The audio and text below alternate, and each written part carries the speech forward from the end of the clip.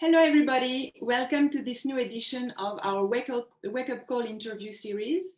This week, it's a great honor to host Mrs. Katharina von Schnurbein, European Commission Coordinator on combating anti-Semitism and fostering Jewish life. Katharina, hello. Hello, Julie. It's a pleasure to be with you and to be with the AJC. Thanks for being with us today. 2 days ago, the EU presented its strategy on combating anti-Semitism and fostering Jewish life in Europe. Can you explain to our audience the strategy and why do you think it constitutes an important step forward in the fight against anti-Semitism? So we have always been very clear at the European Commission that anti-Semitism goes against everything the European Commission, the European Union stands for. It goes against our values, against 9 Jews in Europe see anti-Semitism as a problem and that it has increased in their country. And also every second European sees anti-Semitism as a problem. So, we have half of the population that requests action. We have seen also Jews have leaving Europe because for left Europe in the past, it's never been good for Europe. So this strategy is the long-term commitment of the European Union to say, Jews have a place here and we want Jewish life to thrive and to flourish. The strategy is built around 3 pillars. It's the aspect of preventing and combating anti-Semitism, then securing and fostering Jewish life, and education and research with Holocaust remembrance.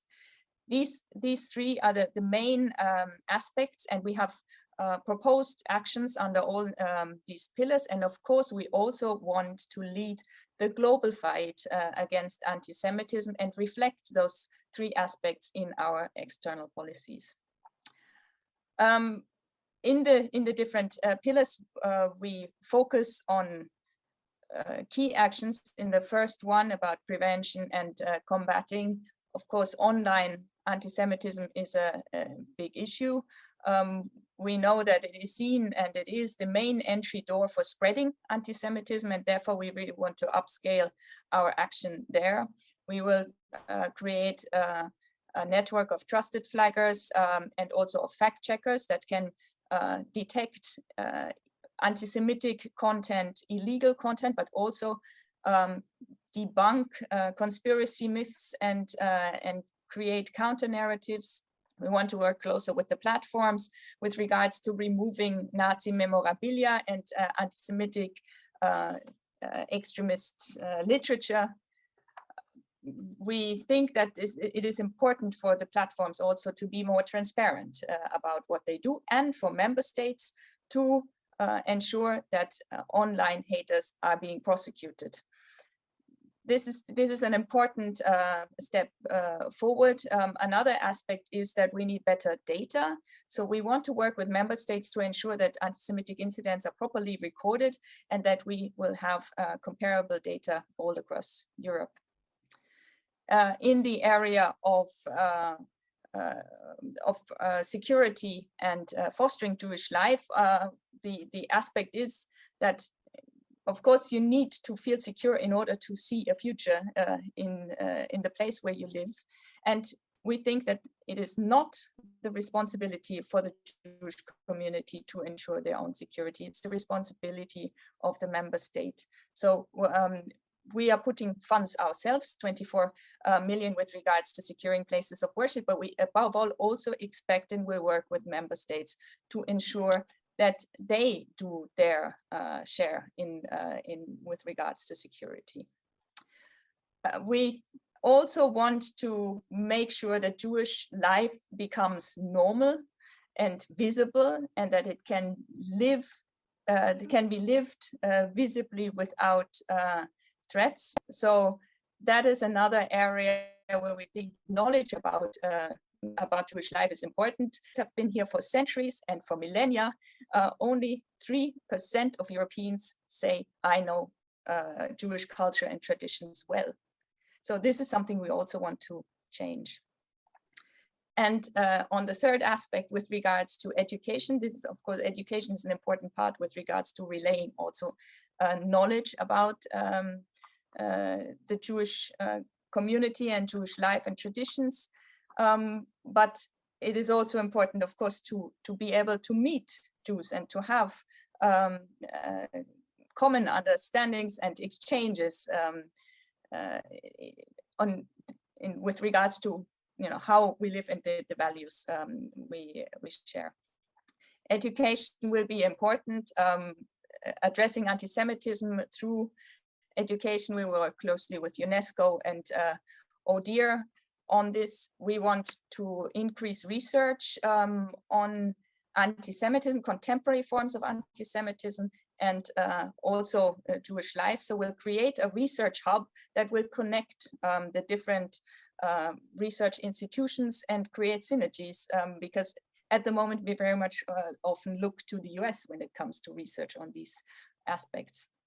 And with regards to remembering the Holocaust, survivors are passing away, so we will need new forms, and we will increasingly also have to teach the understanding that of the universality of the Shoah, and to make children understand, just like we learn about the French Revolution, we need to learn about the Holocaust and the lessons from the Holocaust that so much impact also on our values today. And we'll create a network of sites where the Holocaust happened. So to identify the places, not only the concentration camps and the memorials of which we already know, but really show how local the Holocaust took place, and from hiding places to train stations, to killing sites that have not yet been identified, to really go to the local level and mark these places and learn about them, and make sure that school children of those cities and villages will know about those. And we will work closely, of course, with our international partners. We want to work closely, and we have been working closely with the Jewish communities and organizations like AJC also. We will work in the external side, in particular, also with Israel in this fight, recognize the fact that anti-Semitism often hides behind anti-Zionism, and that this has direct impact also on Jews here in Europe. And one of the issues identified by the strategy is Israel-related anti-Semitism, with a growing recognition in Europe that this specific form of anti-Semitism constitutes a real danger for Jews, and is especially present online. And yes, the day before yesterday, while the strategy was presented, actually the French Senate voted a resolution endorsing the IRA working definition of anti-Semitism that takes into consideration this same form of anti-Semitism. So do you see here an evolution, a shift in policies in Europe in the fight against anti-Semitism, and what more can be done? Yes, Julie, indeed, I think it is an excellent step of the French Senate to adopt the IRA definition, and to, in particular, encourage the use of the IRA definition in administration and law enforcement. I think it has become really the benchmark tool with regards to recognizing all forms of anti-Semitism, including when anti-Semitism hides behind anti-Zionism and any form of Israel-related anti-Semitism. We know from our FRA survey that the IRA definition reflects well what the majority of European Jews regard as anti-Semitic, and it is therefore very important to take this as the starting point of what of how we address anti-Semitism. We see that more and more countries are adopting it, that cities are adopting it, sports clubs, universities, civil society organizations. It is the recognition that you want to fight the different forms and recognize them. It is non-legally binding. I think this is important to stress. So it doesn't change the law. The IRA definition itself says anti-Semitic act is illegal when so defined by law. And the IRA definition also says that criticism of Israel, these two aspects in it, it is a very good training tool and tool to unmask biases, also maybe unconscious biases in a public discourse. And it is sometimes said that it infringes or limits freedom of speech, but given that we have these two aspects in it, I think this is actually a false argument. It's important to know how to use it, and we have at the European Commission, together with the IRA, developed a handbook on the practical use of the IRA definition to help law enforcement in their training and educators, but also the general public, media, and how, based on concrete situations and on concrete measures that are already happening in some EU member states and the UK, how this can be practically used. And I think that's the most important, that it is being used. Our last question is one we actually ask all our invitees, and I would like to frame it a little bit differently for you. This strategy, as you just said, is a big step forward for the EU, but for it to work, you need the help and the actual work of the member states. So let's say you have 5 minutes with the head of state. What would you say to her or him on the first key steps that need to be taken to combat anti-Semitism today? I think there are 5, in fact. First, you need to appoint a person that is the main coordinator or special envoy and the contact coordinator between different policies and the contact with the Jewish community. I already explained it, why it is so important to recognize all forms of anti-Semitism as equally pernicious. Thirdly, member states have already committed in 2018 in a council declaration that they will draft themselves and adopt national strategies on combating anti-Semitism. So far, about half of the member states have somehow picked up the pen, but we have seen very little adoptions.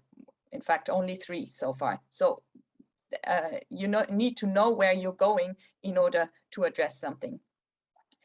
Number 4 is to have security for Jewish communities, develop them together with the Jewish communities, and make sure that it is not the Jewish communities that are paying for their own security.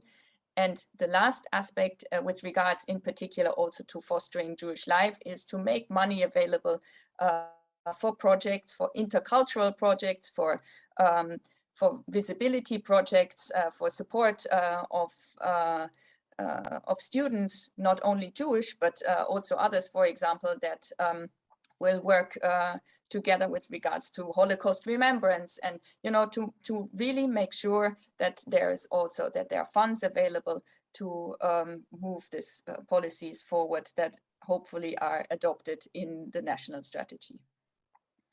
So that's what I would say, I think, maybe in a few more words and explain a bit longer. Thank you so much for answering our question and for explaining the EU strategy. And thank you also for being such a good friend and ally, and for never giving up the fight against anti-Semitism. Thank you very much, Julie. It's a pleasure, and thank you also at the AJC for the important work you are doing, also with regards to the transatlantic dimension, because when it comes to anti-Semitism, very specifically, I think we are 100% on the same page with in terms of our values and in terms of addressing anti-Semitism. Thanks a lot.